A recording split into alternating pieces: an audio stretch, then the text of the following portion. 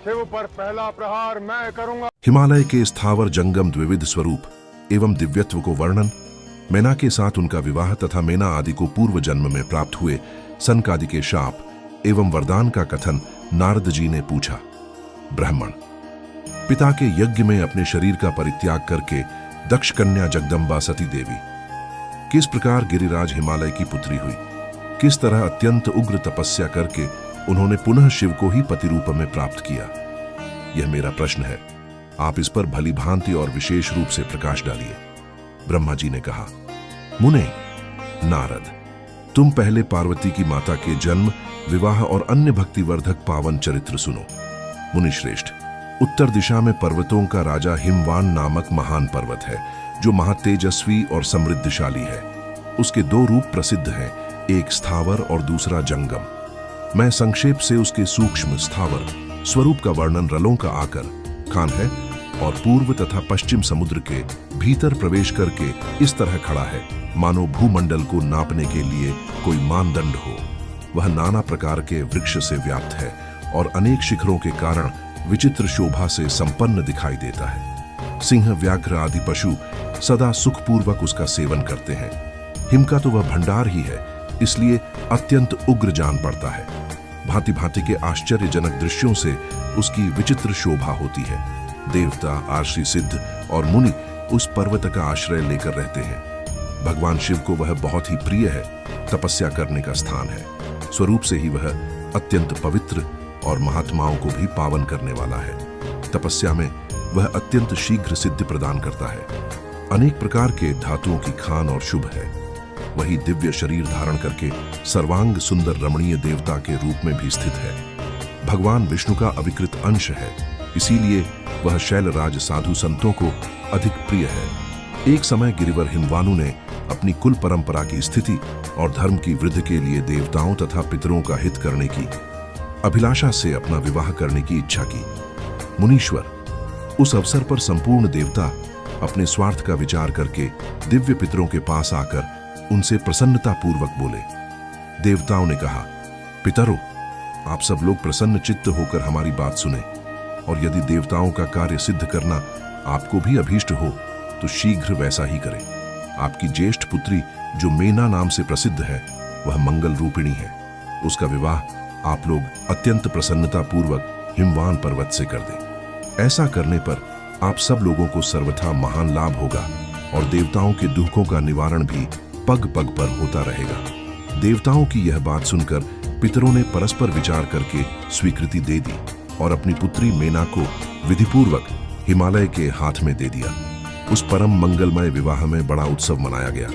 मुनीश्वर नारद, मैनाक के साथ हिमालय के शुभ विवाह का यह सुखद प्रसंग मैंने तुमसे प्रसन्नता पूर्वक कहा है। अब और क्या सुनना चाहते हो? नारद जी ने पूछा। विधे, विद्वान, अब आदर पूर्वक मेरे सामने मैना की उत्पत्ति का वर्णन कीजिए। उसे किस प्रकार शाप प्राप्त हुआ था, यह कहिए और मेरे संदेह का निवारण कीजिए। ब्रह्मा जी बोले, मुने, मैंने अपने दक्ष नामक जिस पुत्र की पहले चर्चा की है, उनके 60 कन्याएं हुई थीं, जो सृष्टि की उत्पत्ति में कारण बनी। नारद, दक्ष ने कश्यप आदि श्रेष्ठ मुनियों के साथ उनका विवाह किया था। यह सब वृत्तांत तो तुम्हें विदित ही है। अब प्रस्तुत विषय को सुनो। उन कन्याओं में एक स्वधा नामक की कन्या थी, जिसका विवाह उन्होंने पितरों के साथ किया। स्वधा की 3 पुत्रियां थीं, जो सौभाग्यशालिनी तथा धर्म की मूर्ति थीं। उनमें से ज्येष्ठ पुत्री को नाम मैना था। मंजली धन्या के नाम से प्रसिद्ध थी और सबसे छोटी कन्या का नाम कलावत। भगवान विष्णु को प्रणाम और भक्तिपूर्वक उनकी स्तुति करके वे उन्हीं की आज्ञा से वहां ठहर गईं। उस समय वहां संतों का बड़ा भारी समाज एकत्र हुआ था। मुने, उसी अवसर पर मेरे पुत्र सनकादि सिद्धगण भी वहां गए और श्री हरि की स्तुति वंदना करके उन्हीं की आज्ञा से वहां ठहर गए। सनकादि मुनि देवताओं के आदि पुरुष और संपूर्ण लोकों में वंदित हैं। वे जब वहां आकर खड़े हुए, उस समय श्वेत द्वीप के सब लोग उन्हें देख प्रणाम करते हुए उठकर खड़े हो गए, परंतु ये तीनों बहिनें उन्हें देखकर भी वहां नहीं उठीं। इससे सनत कुमार ने उनको मर्यादा रक्षार्थ उन्हें स्वर्ग से दूर होकर नर स्त्री बनने का शाप दे दिया। फिर उनके प्रार्थना करने पर वे प्रसन्न हो गए और बोले, सनत कुमार ने कहा, पितरों की तीनों कन्याओं, तुम प्रसन्न चित्त होकर मेरी बात सुनो। यह तुम्हारे शोक का नाश करने वाली और सदा ही तुम्हें सुख देने वाली है। तुम में से जो ज्येष्ठ है वह भगवान विष्णु की अंशभूत हिमालय गिरि की पली हो। उससे जो कन्या होगी वह पार्वती के नाम से विख्यात होगी। पितरों की दूसरी प्रिय कन्या योगिनी धन्या राजा जनक की पली होगी। उसकी कन्या के रूप में महालक्ष्मी अवतीर्ण होंगी, जिनका नाम सीता होगा।